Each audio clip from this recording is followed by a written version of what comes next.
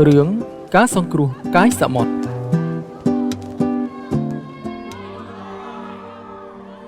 មានថ្ងៃមួយនៅកណ្ដាលសមុទ្រខ្យល់ព្យុះបោកបក់យ៉ាងខ្លាំងបណ្ដាលឲ្យមានរលកធំបក់រុញច្រាន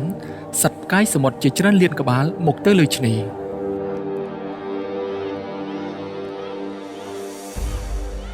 បន្ទាប់ពីព្យុះបានស្ងប់នាវេលាព្រឹកឡើងមានបុរសម្នាក់ក៏រត់ហាត់ប្រាណនៅតាមឆ្នេរសមុទ្រនៅពេលដែលគាត់កំពុងតែរត់ស្រាប់តែបានឃើញផ្កាយសមុទ្រជាច្រើននៅលើឆ្នេរគាត់គិតក្នុងចិត្តថា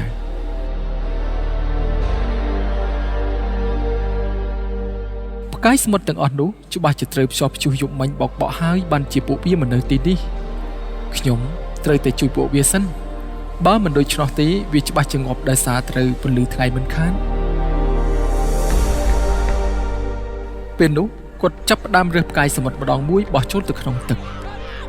ពេលដែលកំពុងបោះផ្កាយសមុទ្រចូលទៅក្នុងទឹកមានបុរសម្នាក់ទៀតដើរចូលមកសួរថាតើលោកកំពុងធ្វើអ្វីហ្នឹង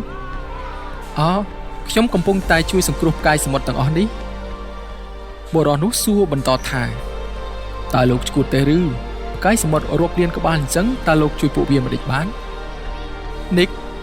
បានលើកផ្កាយសមុទ្រមួយមកបង្ហាញហើយសួរបុរសនោះថាតើលោកឃើញដៃខ្ញុំកាន់ផ្កាយសមុទ្រមួយមែនទេបុរសនោះងក់ក្បាលបាទពិតមែនហើយលោកចាំមើលណាខ្ញុំនឹងបោះវាចូលទៅក្នុងទឹកសំលេងទម្លាក់ផ្កាយសមុទ្រចូលទៅក្នុងទឹកឬសូប្រងឃើញទេលោកខ្ញុំបានជួយសង្គ្រោះសត្វផ្កាយសមុទ្រមួយក្បាលហើយអ្វីត្បិតតែខ្ញុំមិនអាចជួយពួកវាបានទាំងអស់ប៉ុន្តែសង្គ្រោះបានប៉ុណ្ណាយកប៉ុណ្ណឹងចុះ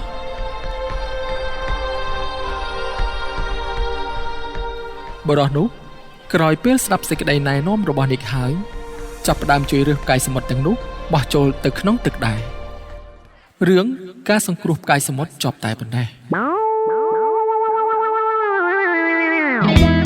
គំនិតសម្រាប់ជីវិតនៃរឿងនេះគឺការជួយសង្គ្រោះទៅតាមលទ្ធភាពដែលយើងមានមិនចាំបាច់ទាល់តែយើងមានទ្រព្យសម្បត្តិច្រើនទើបអាចជួយអ្នកដទៃបានទេ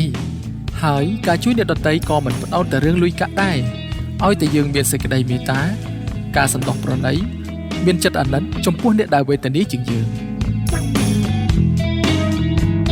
យើងតែម្នាក់ពិតជាមិនអាចរំលែកទុក្ខមនុស្សជាច្រើនបានទេ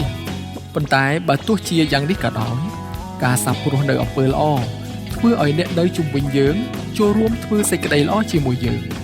ពេលនោះពិភពលោកពោពេញទៅដោយស្នាមញញឹមរួចពំនូលមួយពោលថាយើងមិនអាចទូលផែនដីម្នាក់ឯងបានទេដូច្នេះហើយទើបយើងគៀងគោមនុស្សឲ្យមកជួយដោយចាប់ផ្ដើមដំបូងពីខ្លួនយើងផ្ទាល់